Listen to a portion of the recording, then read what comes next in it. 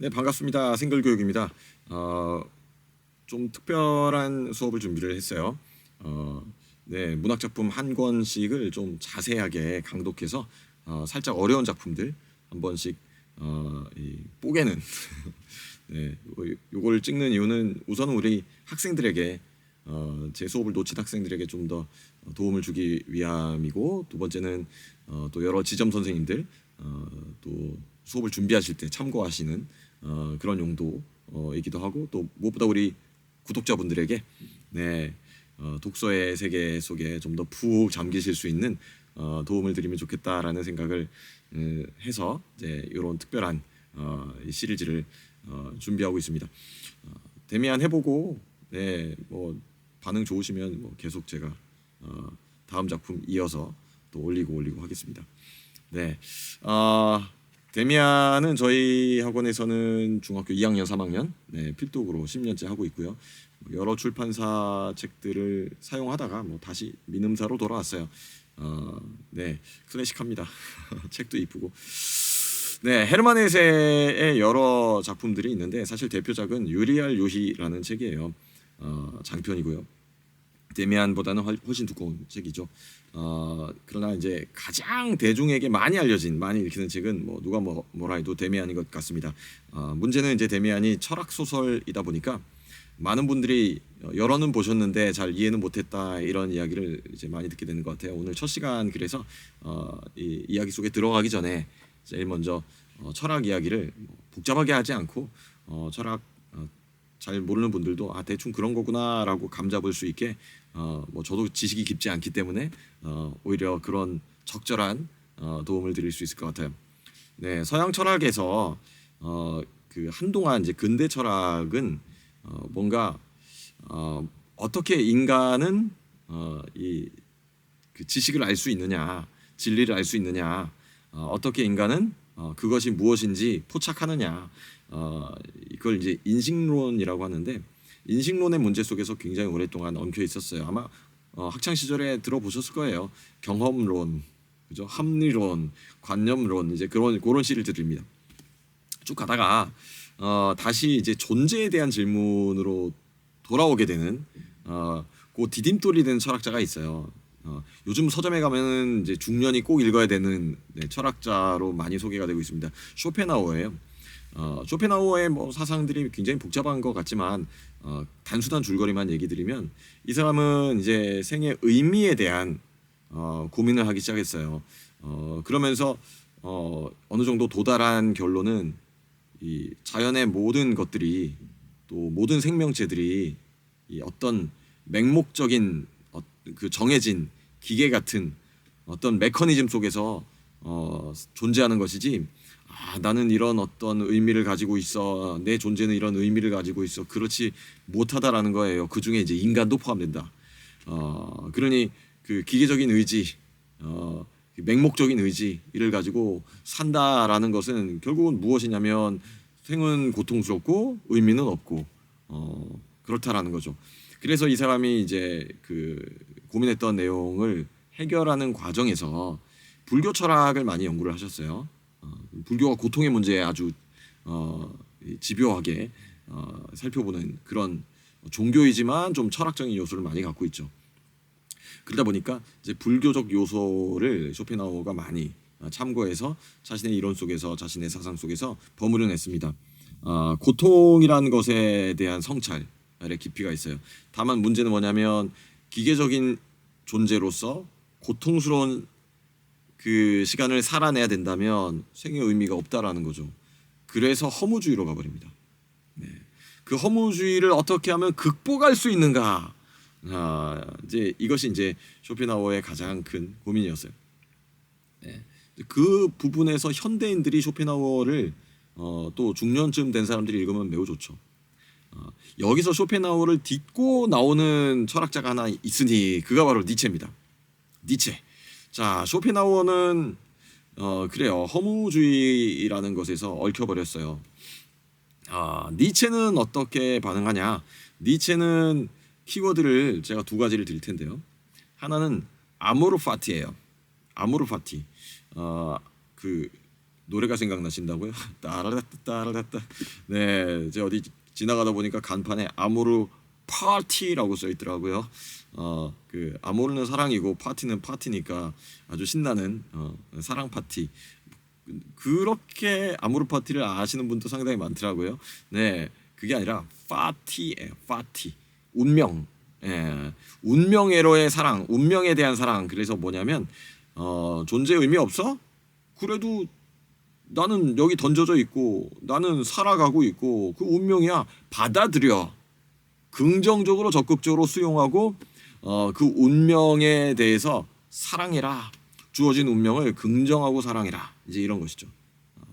그러다 보니까 이제 그 니체는 쇼펜하우어의 우울한 어떤 그런 분위기를 굉장히 뒤집어서 극복해 버리는 듯한 모습을 보여줘요. 다 필요 없어. 그냥 존재하는 거야. 그 존재의 의미를 네가 찾아가면 돼. 너의 존재를 깔보거나 부정하거나 존재의 의미를 까는 모든 요소들에 대해서 들이받아라. 이제 이런 분위기가 좀 니체에게 있죠. 아모르 파티예요. 두 번째는 그러면 이제 뭐가 될 수 있냐면 초월한 존재가 되고 있어요. 초월자, 초인.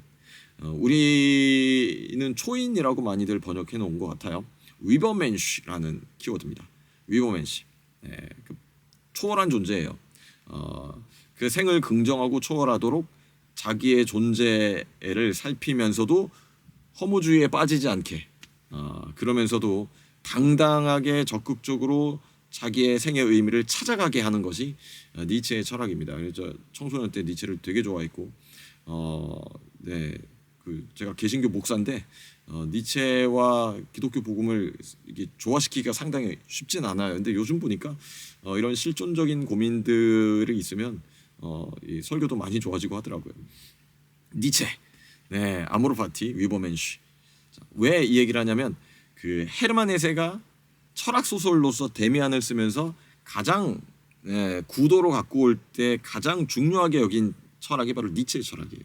내 존재를 긍정하고 찾아가는 과정이 바로 데미안이기 때문에 우리가 이 니체의 철학을 잠깐 살펴본 것입니다.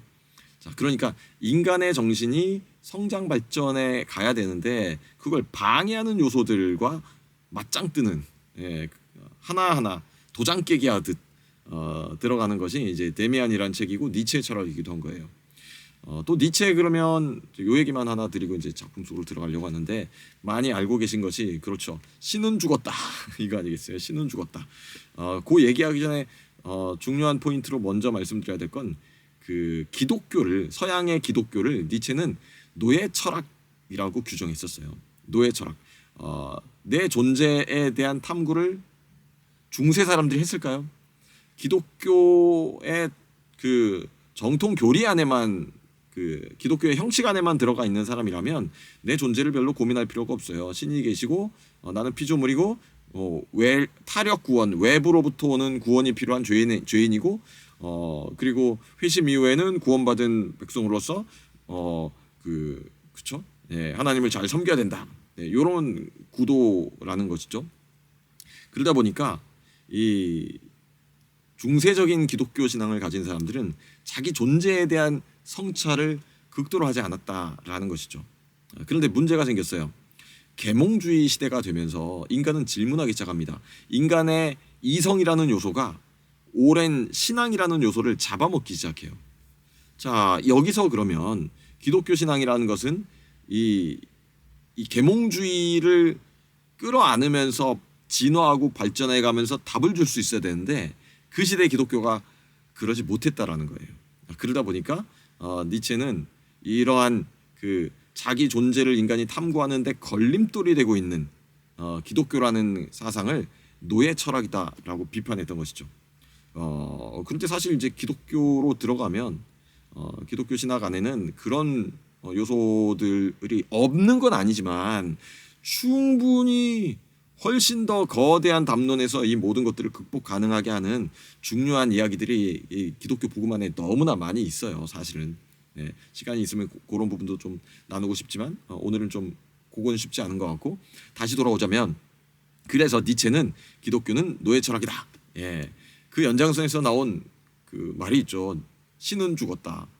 그 신은 죽었다가 물론 니체가 무신론적인 실존주의자긴 하지만 신 따위는 없어라는 어떤 그냥 싸질러 놓은 말이 아니라 이런. 근데 우선 이 데미안 작품 속으로 우리가 들어가서 전체를 제가 다 낭독할 수는 없을 것 같고요.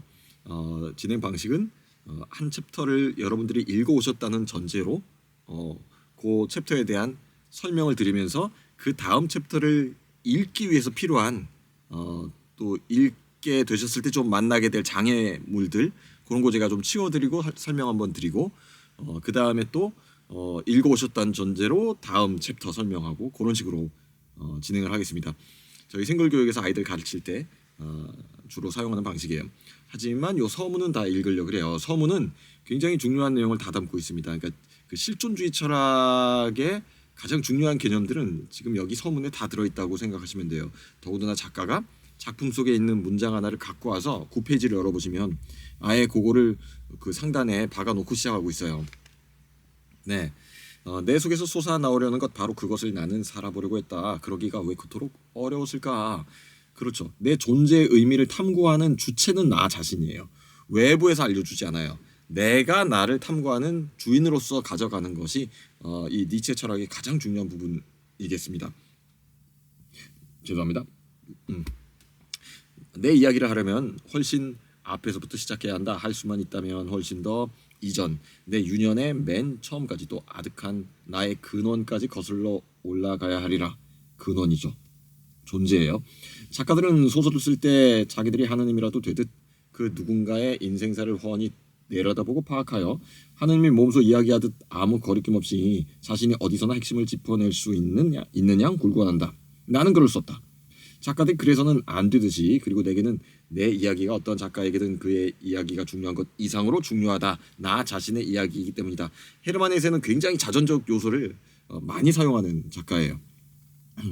그러니까 그 작품을 쓰면서 어떤 면에선 자기 자신을 탐구해 들어가는 그런 형태일 수 있죠.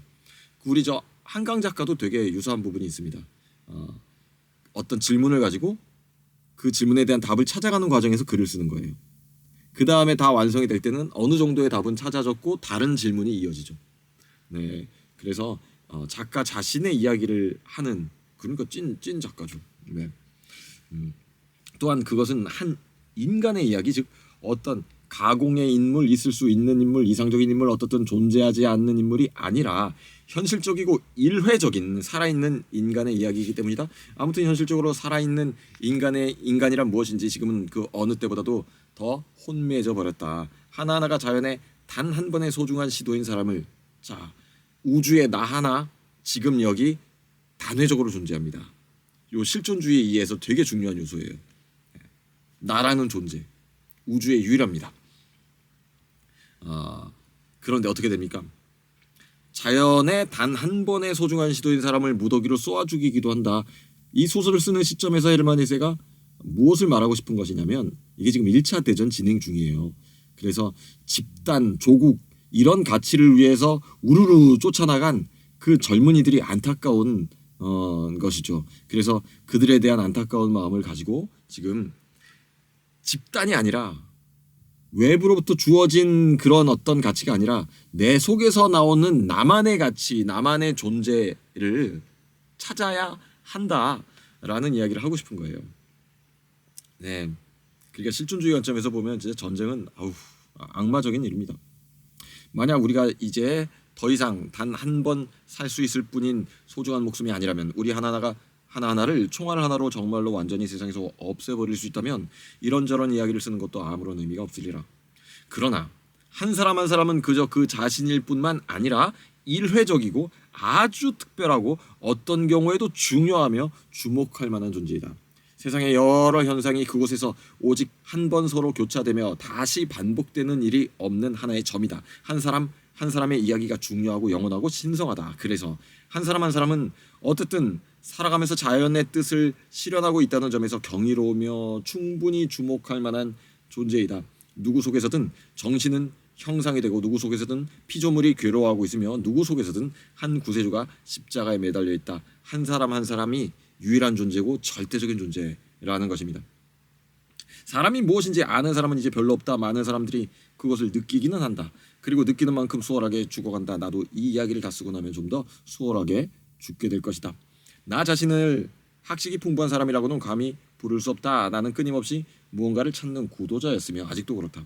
그러나 이제 별을 쳐다보거나 책을 들여다보며 찾지는 않는다. 나는 내 피가 몸속에서 소리내는 가르침을 듣기 시작하고 있다. 속에서예요. 내면에서부터. 내 이야기는 유쾌하지 않다. 꾸며낸 이야기들처럼 달콤하거나 조화롭지 않다. 무의미와 혼란, 장난과 꿈의 맛이 난다. 이제 더는 자신을 기만하지 않겠다는 모든 사람들의 삶처럼 한 사람 한 사람의 삶은 자기 자신에게로 이르는 길이다. 명문장입니다. 네, 그렇죠. 길의 추구, 오솔길의 암시다. 일찍이 그 어떤 사람도 완전히 자기 자신이 되어본 적은 없었다. 그럼에도 누구나 자기 자신이 되려고 노력한다. 어떤 사람은 모호하게, 어떤 사람은 보다 투명하게. 누구나 그 나름대로 힘껏 노력한다. 누구든 출생의 잔재, 시원의, 시작의, 시작과 근원이죠. 점액과 알껍데기를 임종까지 지니고 간다. 더러는 결코 사람이 되지 못한 채 개구리에 그치고 말며 도마뱀의 개미에 그치고 만다. 이건 무슨 말일까요? 네, 실존주의 철학이에요. 인간이 나라는 유일무이한 존재를 스스로 찾고 있다면 그가 실존적 인간이에요.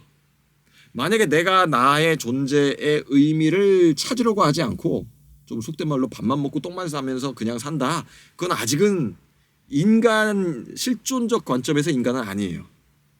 네, 그 얘기입니다.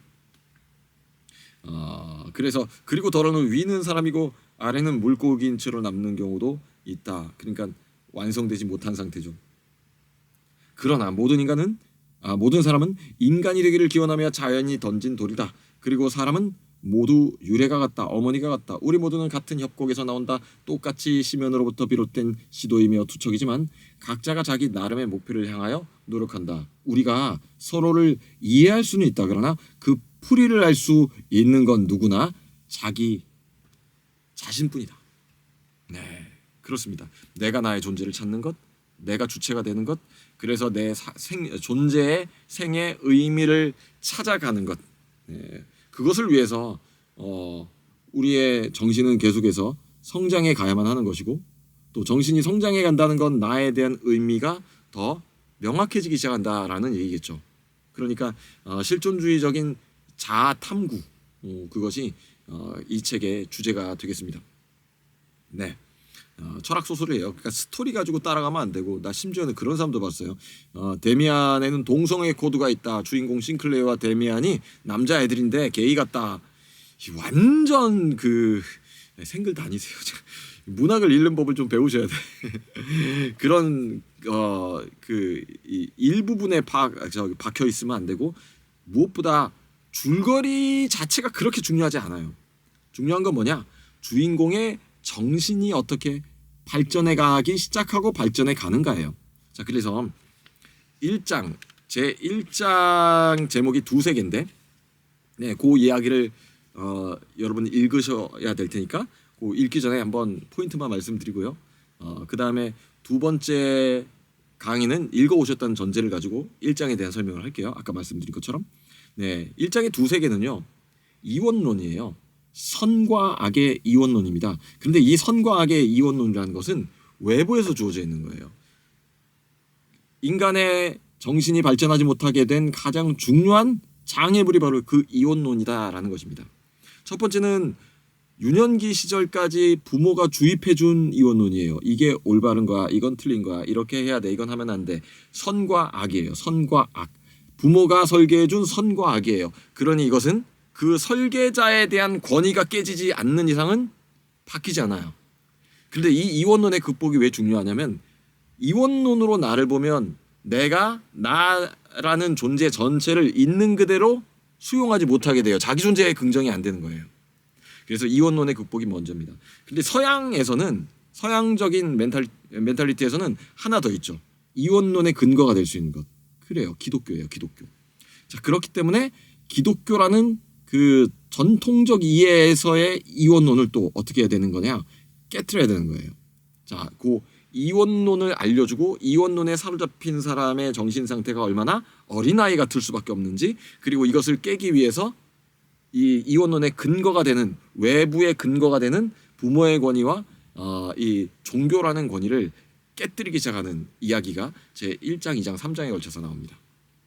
네, 오늘 여기까지 하겠습니다.